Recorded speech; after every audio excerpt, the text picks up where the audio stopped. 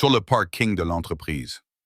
Des rires ont retenti lorsque la PDG Serena Whitmore a montré du doigt la vieille voiture rouillée du concierge. Est-ce qu'elle démarre encore? A-t-elle plaisanté, tandis que les employés souriaient. Mais le concierge, Henry Dalton, s'est contenté de sourire discrètement et a tourné la clé de contact. Le moteur a rugi, non pas comme une vieille épave, mais comme quelque chose qui renaissait. Ce que personne ne savait, c'est que le son qu'ils entendaient n'était pas seulement celui de la puissance, c'était celui de l'histoire. À l'intérieur de ce moteur se trouvait un brevet oublié, un brevet qui pourrait changer le monde et la vie de Henry à jamais. Serena Whitmore avait 34 ans et elle portait son succès comme une armure. En tant que PDG de Whitmore Motors, l'une des entreprises automobiles les plus prestigieuses de Detroit, elle attirait l'attention partout où elle allait. Aujourd'hui, elle portait une robe cramoisie avec un décolleté en V prononcé, ses cheveux blonds tombant en boucles parfaites sur ses épaules. Tout en elle respirait la puissance, l'ambition, le contrôle.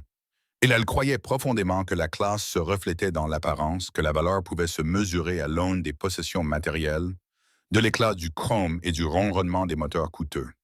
Chaque vendredi, Serena organisait ce qu'elle appelait le Show-Off Friday, un rituel au cours duquel les employés garaient leurs véhicules les plus récents sur le parking avant, rivalisant pour obtenir son approbation et son admiration. C'était en réalité un spectacle, une performance où elle jouait à la fois le rôle du juge et du public. Son rire résonnait sur l'asphalte, tandis qu'elle louait les berlines élégantes et les SUV de luxe que conduisaient ses cadres. Elle adorait l'attention, les caméras, la façon dont les journalistes documentaient chacun de ses gestes. Pour elle, le succès était synonyme de visibilité, mais il y avait une voiture qu'elle ne louait jamais. Un véhicule qui la faisait grimacer de dégoût chaque fois qu'elle le voyait arriver en vrombissant sur le parking arrière. Loin des apparences soignées de son spectacle du vendredi, Henry Dalton avait 36 ans, mais le poids de son regard le faisait paraître plus âgé. Il était grand et mince, avec un visage aimable et des mains qui portaient la mémoire de 1000 réparations minutieuses. Il arrivait chaque matin dans une Plymouth Barracuda de 1968. La voiture était une relique. La rouille s'était répandue sur son capot comme une maladie. La peinture avait pâli pour devenir d'un cuivre terne et inégal. La portière côté passager ne fermait pas correctement. Pour quiconque la regardait, elle ressemblait à un véhicule qui aurait dû être mis à la casse depuis des décennies. Henry travaillait comme concierge chez Whitmore Motors. Il lavait les sols, vidait les poubelles, nettoyait les vitres de la suite exécutive. Il était invisible pour la plupart des gens, une ombre se déplaçant silencieusement dans les couloirs et les salles de conférence. Il ne parlait jamais, sauf si on lui adressait la parole. Il ne donnait jamais son avis lors des réunions qu'il entendait pendant qu'il nettoyait. Il existait simplement un marge de l'entreprise, invisible et insignifiant. Mais Henry Dalton n'avait pas toujours été concierge. Il avait autrefois été un brillant ingénieur aérospatial à la NASA, un homme dont le nom figurait sur des brevets qui aidaient les satellites à naviguer dans l'obscurité de l'espace. Il avait autrefois été aux côtés de sa femme, une ingénieure chimiste nommée Sarah, et ensemble, ils avaient rêvé de révolutionner l'énergie. Ils avaient baptisé leur projet Moteur Phoenix, un système d'énergie régénératif capable de recycler sa propre production d'énergie, créant ainsi un cycle de mouvement quasi perpétuel. C'était génial, c'était impossible, mais c'était réel. Puis Sarah est tombée malade, un cancer agressif et impitoyable. Henry a quitté la NASA pour s'occuper d'elle, dépensant chaque dollar dans des traitements qui leur ont fait gagner du temps, mais pas fait de miracle. Quand elle est morte, elle a emporté une partie de lui avec elle. Les brevets qu'ils avaient déposés ensemble ont été volés par une grande entreprise, enterrés sous des manœuvres juridiques. Henry n'avait pas les moyens de se battre. Brisé et en deuil, il a disparu. Il a pris un emploi qui ne lui demandait ni réflexion ni émotion. Il est devenu concierge et le monde a oublié que Henry Dalton, l'ingénieur, avait jamais existé. Mais il a conservé le prototype, caché dans la carrosserie rouillée de sa Barracuda, sous les sièges en cuir craquelé, derrière un pare-feu soigneusement modifié, se trouvait le moteur Phoenix, l'original, celui que Sarah l'avait aidé à construire dans leur garage tard dans la nuit. Son rire se mêlait à l'odeur des chalumeaux et de l'huile de moteur. Il le conduisait tous les jours, non pas parce qu'il avait de la valeur, mais parce que c'était tout ce qui lui restait d'elle. Chaque tour de clé était une prière. Chaque kilomètre était un souvenir.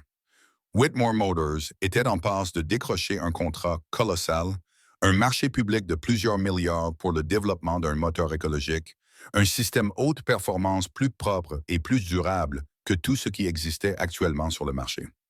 L'équipe de Serena travaillait sans relâche, les ingénieurs se disputant au sujet des schémas dans des salles de conférence aux parois de verre, tandis qu'Henry vidait leur tasse de café et passait l'aspirateur sur le sol. Il écoutait parfois, incapable de s'en empêcher, et il reconnaissait les problèmes auxquels ils étaient confrontés. Il connaissait les solutions, mais il ne disait rien. Il n'était que le concierge. Le contraste entre eux était absolu. Serena vivait dans un penthouse surplombant la rivière Detroit, organisait des fêtes qui faisaient la une des journaux et conduisait une voiture de luxe différente chaque semaine. Henry vivait dans un petit appartement au-dessus d'une quincaillerie, mangeait des repas simples et passait ses soirées dans un garage loué à entretenir la Barracuda. Elle considérait les gens comme des atouts ou des obstacles. Il les voyait comme des fantômes avec lesquels il n'avait plus l'énergie de s'engager. Elle croyait que la valeur se démontrait. Il croyait qu'elle était inhérente, et aucun d'eux ne comprenait l'autre. Le jour où tout a changé a commencé comme les autres. Serena avait organisé un événement spécial, une démonstration pour les investisseurs et les représentants du gouvernement qui étaient venus voir le nouveau prototype de Whitmore Motors. La présentation était élaborée. Une scène avait été installée dans le showroom principal. Des caméras étaient positionnées pour filmer sous tous les angles. Des flûtes à champagne étaient disposées sur des plateaux en argent. Serena se tenait au centre, radieuse et confiante, sa robe rouge captant la lumière tandis qu'elle désignait du doigt le concept car rutilant derrière elle. Voici annonça-t-elle d'une voix qui porta dans toute la salle l'avenir. Les investisseurs applaudirent, les appareils photos crépitèrent, puis vint le moment de vérité. L'ingénieur en chef, un homme nerveux nommé Davidson, grimpa dans le siège du conducteur. Il tourna la clé. Rien. Il réessaya. Les voyantes du tablier de bord clignotèrent faiblement. Mais le moteur ne répondit pas. Un murmure parcourut la foule. Le visage de Davidson pâlit. Il essaya une troisième fois, puis une quatrième, les mains tremblantes. Toujours rien. Le prototype, le véhicule qui représentait des mois de travail et des millions de dollars, restait silencieux et immobile sur la scène. Le sourire de Serena ne faiblit pas, mais son regard se fit froid. Elle sentait que le moment était en train de lui échapper. Elle sentait le doute des investisseurs se répandre comme un poison dans la salle. Elle se tourna vers Davidson, la voix basse et tranchante. « Réparez-le immédiatement. »« Je ne sais pas ce qui ne va pas, » murmura Davidson en retour, la panique évidente dans sa voix. Les diagnostics étaient parfaits ce matin. Derrière la foule, près du mur du fond, Henry Dalton était à genoux, en train d'essuyer les plinths. Il avait tout entendu. Il avait vu la sueur sur le front de Davidson. Il avait vu la fureur soigneusement contrôlée de Serena. Il avait vu les investisseurs commencer à échanger des regards sceptiques. Il savait ce qui n'allait pas avec la voiture. Le régulateur de flux d'énergie avait été installé à l'envers, inversant la polarité du circuit régénératif. Une erreur simple, mais fatale pour le système. Il faudrait 5 minutes à quelqu'un pour réparer cela s'il savait ce qu'il cherchait. Il resta silencieux. Ce n'était pas son rôle. Il n'était que le concierge. Mais Serena l'aperçut. Peut-être par désespoir ou simplement par besoin de détourner l'attention du désastre qui se déroulait sur scène, elle l'interpella. « Vous » dit-elle d'une voix qui résonna dans tout le showroom. « Le concierge, vous qui traînez toujours dans le garage, vous pensez pouvoir réparer ça? » Des rires parcoururent la foule. Quelques investisseurs ricanèrent. Quelqu'un marmonna qu'à ce stade, il fallait tout tenter. Le sourire de Serena était moqueur. « Cruel. Si vous arrivez à le faire démarrer, ajouta-t-elle assez fort pour que tout le monde l'entende, je vous accorderai une augmentation d'$1. » Les rires redoublèrent. Henry leva les yeux et croisa son regard. Pendant un instant, il envisagea de s'éloigner. Mais il pensa alors à Sarah, aux nuits qu'ils avaient dansées ensemble à résoudre des problèmes impossibles. Et il resta debout. Il traversa le showroom en silence, tous les regards braqués sur lui. Il ne regarda pas Serena. Il ignora les sourires narquois et les chuchotements. Il ouvrit le capot du prototype examina le moteur pendant environ 30 secondes, puis tendit la main et effectua un seul réglage. Il inversa la polarité du connecteur, vérifia le disjoncteur et resserra un fil de terre desserré. Puis il se dirigea vers la porte du conducteur, se pencha et tourna la clé. Le moteur rugit et démarra. Il ne se contenta pas de démarrer, il chanta. Le son était doux et puissant, une harmonie parfaite qui emplit le showroom comme une musique. Le tableau de bord s'illumina, tous les systèmes affichant le vert. La foule se tut, stupéfaite. Henry recula, ferma le capot et retourna à son seau et à son chiffon sans un mot. Il s'agenouilla et reprit son travail, essuyant les plaintes, comme si de rien n'était. Serena était figée, le sourire figé sur les lèvres, mais son esprit tournait à toute vitesse. Ce son parfait et impossible.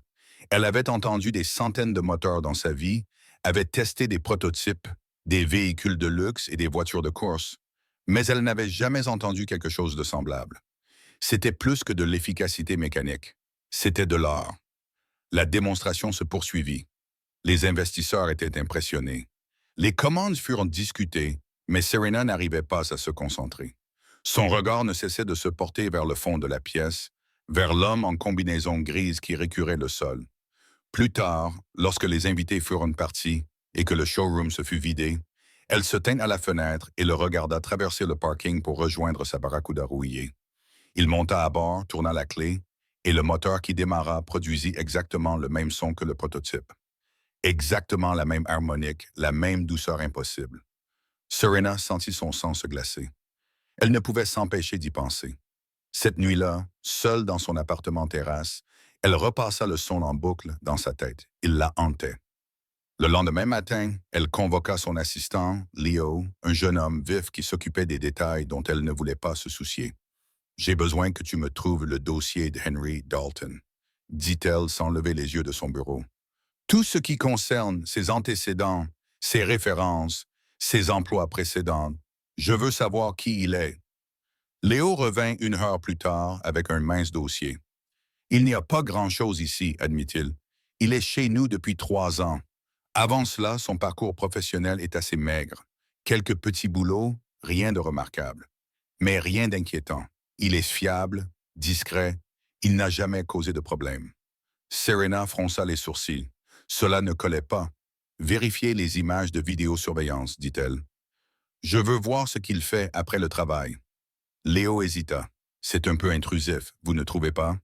Faites-le. » 2 jours plus tard, Léo lui montra les enregistrements. Les images étaient granuleuses, filmées par les caméras de sécurité du parking, mais suffisamment claires. Plusieurs soirs par semaine, après que tout le monde soit rentré chez soi, Henry restait tard. Il n'entrait pas dans le bâtiment. Au lieu de cela, il allait à sa voiture, ouvrait le capot et travaillait pendant des heures à régler, tester et apporter de petites modifications au moteur. Serena regardait les vidéos avec une obsession grandissante. Dans un clip, elle pouvait le voir retirer des panneaux du compartiment moteur, révélant un système complexe en dessous. Dans un autre, il connectait un équipement de diagnostic, étudiant les relevés sur un petit appareil portable. Ce n'était pas de l'entretien courant, c'était de l'ingénierie. « Montre-moi un angle plus rapproché », a-t-elle demandé. Léo a réussi à extraire des images d'une autre caméra, installée près de l'entrée du garage. Le zoom n'était pas terrible, mais cela suffisait. Serena a regardé Henry connecter une batterie au moteur, puis déconnecter complètement la conduite de carburant. Le moteur a continué à tourner. Il fonctionnait grâce à son énergie recyclée, puisant sa puissance quelque part à l'intérieur de lui-même, maintenant son mouvement sans apport extérieur. « C'est impossible », a murmuré Léo. Serena n'a pas répondu. Elle était déjà en train de planifier. Le vendredi suivant, elle organisa une fête d'entreprise pour célébrer le succès de la présentation aux investisseurs. L'équipe de direction se réunit dans la salle de conférence principale, le champagne coulait à flot, les félicitations fusaient, et au milieu de tout cela, Serena dévoila sa surprise. Sur un grand écran, elle diffusa les images de vidéosurveillance montrant Henry travaillant sur sa voiture. « Voici », annonça-t-elle d'une voix pleine de moquerie, « ce que notre concierge fait pour s'amuser. » La salle éclata de rire. Les cadres montraient l'écran du doigt, faisant des blagues sur la voiture rouillée, sur la combinaison tachée d'Henry, sur l'absurdité d'un concierge qui se prenait pour un ingénieur. Serena souriait, savourant cette validation, cette supériorité partagée. Mais alors, l'un des ingénieurs les plus âgés, un homme nommé Marcus, qui travaillait dans l'entreprise depuis 20 ans, se leva. Il s'est approché de l'écran, étudiant les images avec un froncement de sourcils. Arrêtez, a-t-il dit doucement. Rembobinez ça. Serena a mis la vidéo en pause. Marcus a pointé du doigt le moteur à l'écran. Cette conception, a-t-il dit lentement, je l'ai déjà vue. Ce n'est qu'un moteur de pacotille provenant d'une voiture de pacotille, a répondu Serena avec dédain. Non. Marcus a secoué la tête. Ce ne sont pas des composants standards. C'est un système à boucle régénérative. Et ses marques sur le boîtier, ses initiales HD. Le silence se fit dans la pièce. Il y a 20 ans, poursuivit Marcus, j'ai assisté à un symposium à la NASA. Il y avait une présentation sur les systèmes d'énergie durable. Le chercheur principal était un jeune ingénieur nommé Henry Dalton. Il avait un prototype appelé le moteur Phoenix. Il pouvait régénérer sa propre puissance, créant ainsi un cycle énergétique quasi perpétuel. C'était révolutionnaire. Et puis, il a tout simplement disparu. Le projet est mort avec lui. Marcus s'est tourné vers Serena. Si c'est le même homme et le même moteur, vous n'avez pas affaire à un concierge. Vous avez affaire à la technologie la plus précieuse de l'industrie automobile. Serena a senti le sol se dérober sous ses pieds. Les rires ont cessé. Les moqueries ont laissé place à un silence stupéfait. Et à ce moment-là, elle a réalisé qu'elle avait commis une terrible erreur. Le lendemain matin, Serena convoqua Henry dans son bureau. Elle s'était soigneusement préparée, répétant son approche. Elle avait besoin de ce moteur, de cette technologie. Elle avait besoin de posséder tout ce qu'il avait construit, mais elle avait aussi besoin de sa coopération, ce qui signifiait qu'elle ne devait pas paraître désespérée. Henry entra silencieusement, toujours vêtu de sa combinaison. Il ne s'assit pas avant qu'elle ne lui indique une chaise. « J'ai réfléchi à votre voiture », commença Serena. Son ton était soigneusement décontracté. « C'est une pièce intéressante, vintage. J'imagine qu'elle a une valeur sentimentale. »« Oui », répondit simplement Henry. « J'aimerais vous l'acheter, dit-elle en se penchant en avant, les mains jointes sur le bureau. « Dites-moi votre prix. Je collectionne les voitures classiques. Elle serait bien entretenue. Elle n'est pas à vendre. » « Tout est à vendre, Henry. Nous le savons tous les deux. » Son sourire était acéré. 20 000 $ en espèces, c'est plus que la valeur de la voiture, à tous points de vue. Non. 50 000, non. La patience de Serena s'épuisa. Elle se leva, haussant le ton. Un concierge ne peut pas posséder quelque chose d'aussi précieux. Vous ne comprenez même pas ce que vous avez entre les mains. Ce moteur, cette technologie, ils appartiennent à des gens qui peuvent réellement en faire quelque chose. Des gens comme moi.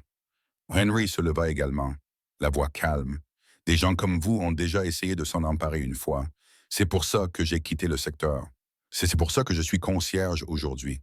Parce qu'on ne peut pas faire confiance à des gens comme vous avec des choses que vous n'avez pas construites. « Sortez !» siffla Serena. Henry se retourna et se dirigea vers la porte. Mais avant de partir, il se retourna. Vous n'avez vraiment aucune idée de ce que vous regardez, n'est-ce pas? Vous voyez un moteur et vous pensez qu'il s'agit d'argent. Vous êtes exactement comme la société qui m'a volé mes brevets il y a 15 ans. Vous êtes exactement comme les gens qui ont tué le rêve de ma femme. La porte se referma derrière lui. Le lendemain matin, Serena le licencia. Elle demanda à la sécurité de l'escorter hors du bâtiment, fit désactiver son badge d'accès et lui fit envoyer son dernier chèque de paie par la poste. Elle se dit que c'était la bonne décision, qu'il avait été insubordonné et irrespectueux. Mais au fond d'elle-même, elle connaissait la vérité. Elle l'avait licencié parce qu'elle était furieuse qu'il ne lui donne pas ce qu'elle voulait. Mais licencier Henry ne lui donnait pas accès au moteur. Et Serena ne pouvait pas laisser tomber. Elle a engagé une équipe d'ingénieurs qui ont juré de garder le secret et leur a confié la tâche de reproduire ce qu'ils avaient vu dans les images de vidéosurveillance. Elle leur a fourni tous les angles, toutes les images vidéo, toutes les mesures qu'ils pouvaient extraire des images granuleuses. Ils ont travaillé pendant 2 semaines pour construire la meilleure approximation possible de la conception d'Henry. Cela n'a pas fonctionné.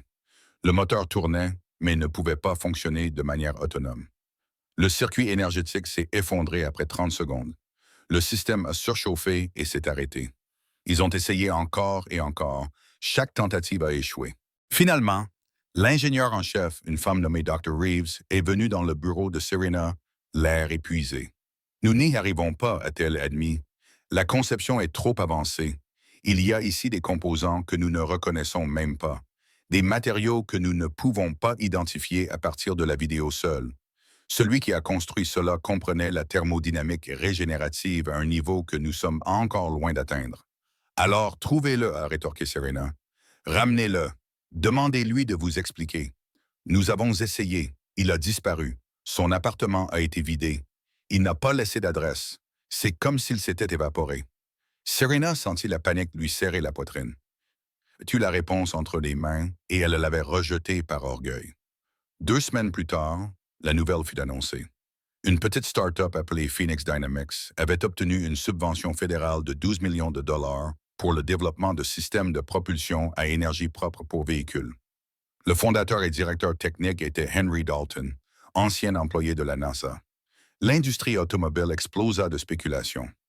Les journalistes ont fouillé dans le passé de Henry, découvrant ses réalisations passées, ses brevets volés, ses années dans l'ombre, et petit à petit, ils ont mis au jour le lien avec Whitmore Motors. Une journaliste nommée Angela Torres a publié un article révélant comment une société qui allait devenir Whitmore Motors avait volé la propriété intellectuelle d'un jeune ingénieur nommé Henry Dalton 15 ans plus tôt. Les brevets avaient été enterrés, la technologie mise de côté, et Henry s'était retrouvé sans rien. L'article comprenait des témoignages d'anciens employés, des documents juridiques et une déclaration d'Henry lui-même. « Je ne suis pas revenu pour me venger, disait-il. Je suis revenu parce que ma femme croyait que cette technologie pouvait aider les gens et je ne laisserai pas cette technologie être à nouveau enterrée. » La réaction du public a été immédiate et virulente. Les réseaux sociaux se sont enflammés. Les investisseurs ont commencé à poser des questions. Les membres du conseil d'administration ont exigé des réunions. Et au centre de tout cela, Serena Whitmore se tenait seule, regardant son empire s'effondrer, car l'article mentionnait un détail supplémentaire. La société qui avait volé le travail d'Henry 15 ans auparavant était dirigée par un homme nommé Charles Whitmore, le père de Serena. Elle a trouvé les dossiers dans l'ancien bureau de son père, cachés dans une armoire qu'elle n'avait jamais pris la peine d'ouvrir. Des documents juridiques, des demandes de brevets et une note manuscrite de son père.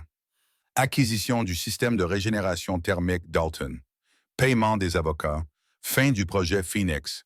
Cela nous a coûté 200 000 $ en frais juridiques, mais cela en valait la peine. Son père avait volé le travail de toute une vie à Henry, détruit sa carrière, contribué à la mort de son rêve et, indirectement, à la perte de sa femme, et Serena avait hérité de ce péché sans même le savoir. Elle resta assise dans le bureau sombre pendant des heures, écrasée par le poids de cette révélation. Elle avait passé toute sa vie à bâtir sur des fondations volées. Chaque succès, chaque réussite, chaque moment de fierté était entaché par la cruauté de son père. Et lorsqu'elle avait eu la chance de réparer ses torts, elle avait répété ses erreurs.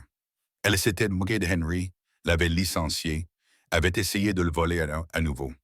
Le lendemain matin, Serena monta dans sa voiture et prit la route. Elle ne dit pas à Léo où elle allait. Elle n'informa pas le conseil d'administration.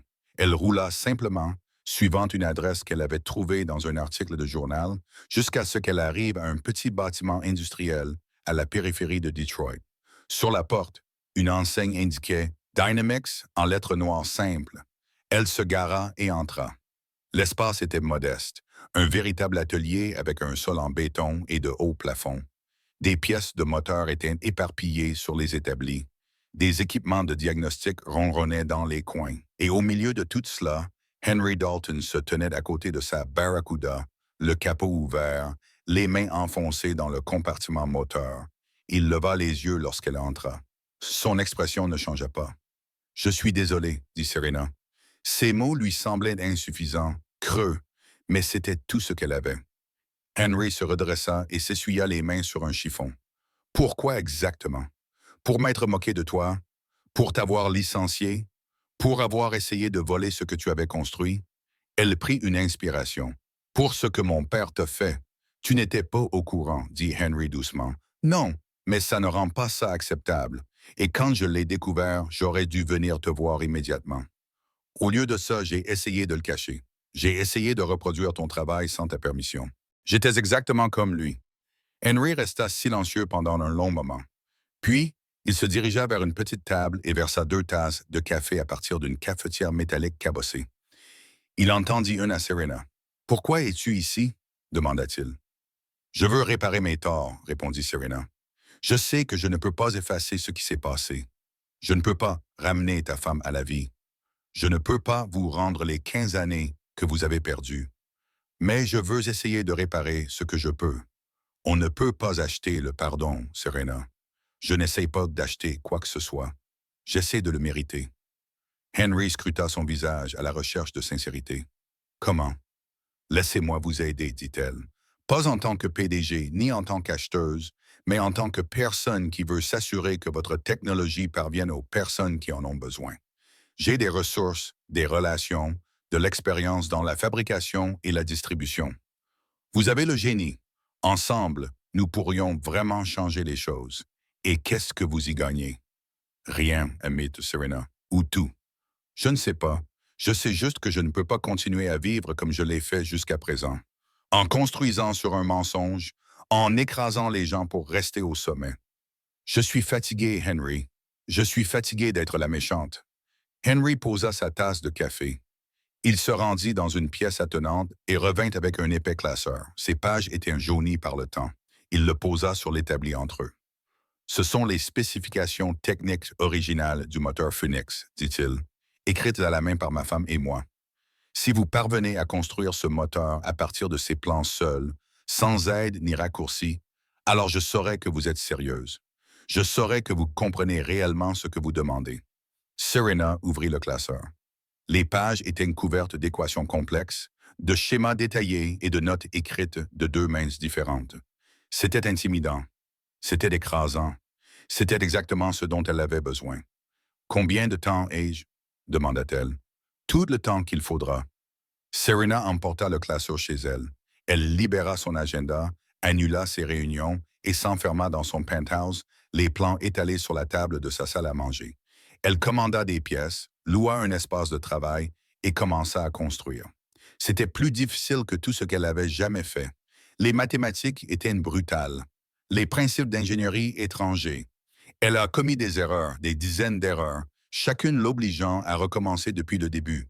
Ses mains, habituées à signer des documents et à serrer des mains lors des réunions du conseil d'administration, étaient couvertes d'ampoules à force de manipuler des outils. Elle dormait dans son atelier, mangeait des plats à emporter froid et perdait la notion du temps.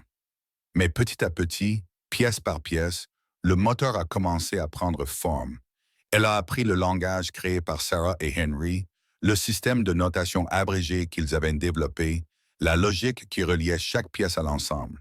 Elle a commencé à comprendre non seulement comment fonctionnait le moteur, mais aussi pourquoi ils l'avaient conçu ainsi, la philosophie derrière chaque choix. 6 semaines plus tard, elle est retournée à Phoenix Dynamics. Le moteur, assemblé et monté sur un châssis d'essai, se trouvait dans le coffre de sa voiture. Elle l'a transporté à l'intérieur, les bras tremblants de fatigue, et l'a placé sur l'établi d'Henry. « Je l'ai terminé », a-t-elle déclaré. Henry examina le moteur avec attention. Il vérifia chaque connexion, chaque circuit, chaque joint. Puis, il le connecta à un système de diagnostic et le mit sous tension. Le moteur démarra sans à-coups. La boucle régénérative s'enclencha. L'énergie circulait dans le système, s'auto-alimentant, exactement comme prévu. Il fonctionna pendant 5 minutes, puis 10, puis 20, sans faiblir. Henry l'éteignit et regarda Serena pour la première fois depuis qu'elle l'avait rencontrée. Il sourit. « Tu as réussi, » dit-il doucement. Serena sentit quelque chose se briser dans sa poitrine. Elle n'avait pas réalisé à quel point elle avait besoin de son approbation jusqu'à cet instant. « Cela signifie-t-il que tu me laisseras t'aider? » demanda-t-elle. Henry acquiesça lentement. « Cela signifie que je te laisserai essayer. » 3 mois plus tard, Serena convoqua une conférence de presse. Les journalistes automobiles et les analystes du secteur remplissaient la salle louée, curieux de savoir ce que la PDG de Whitmore Motors, en proie à des difficultés, allait annoncer. Les rumeurs allaient bon train depuis des semaines. Certains disaient qu'elle démissionnait. D'autres prédisaient une fusion ou un rachat. Serena se tenait au podium, vêtue d'un simple tailleur noir, ses cheveux blonds tirés en arrière. Ils ont découvert que la rédemption ne consiste pas à effacer le passé. Il s'agit de construire quelque chose de mieux à partir de ces morceaux. Il s'agit de prendre ce qui était cassé et de le faire fonctionner à nouveau, plus facilement et plus fortement qu'avant. La cérémonie prit fin. Les gens partirent, mais Serena et Henry restèrent un peu plus longtemps, regardant la voiture, écoutant la mélodie parfaite du moteur et comprenant enfin ce que signifiait être transformé, non pas par le succès ou l'échec, mais par le choix simple et difficile de faire ce qui est juste, par quelqu'un à qui vous avez fait du tort. Cette nuit-là, maintenant, alors que le musée fermait et que les lumières s'éteignaient, la Barracuda reposait silencieusement dans sa vitrine. Mais l'écho de son moteur résonnait encore, rappelant que les choses les plus précieuses dans la vie ne sont pas toujours visibles. Parfois, elles sont cachées à la vue de tous, attendant que quelqu'un ait le courage de regarder au-delà de la rouille pour voir l'or qui se cache dessous. Et parfois, juste parfois, ceux qui se moquent des vieilles voitures et des concierges discrets apprennent la leçon la plus difficile de toutes. Que la valeur ne se mesure pas à l'éclat ou au statut. Elle se mesure à ce que vous construisez, à ce que vous protégez et à ce que vous êtes prêt à sacrifier pour faire ce qui est juste. Le concierge a obtenu justice. La PDG a obtenu sa rédemption. Et la vieille voiture que tout le monde raillait est devenue de la machine qui a prouvé que chaque moteur, chaque personne, chaque chose cassée a le potentiel de renaître. Tournez,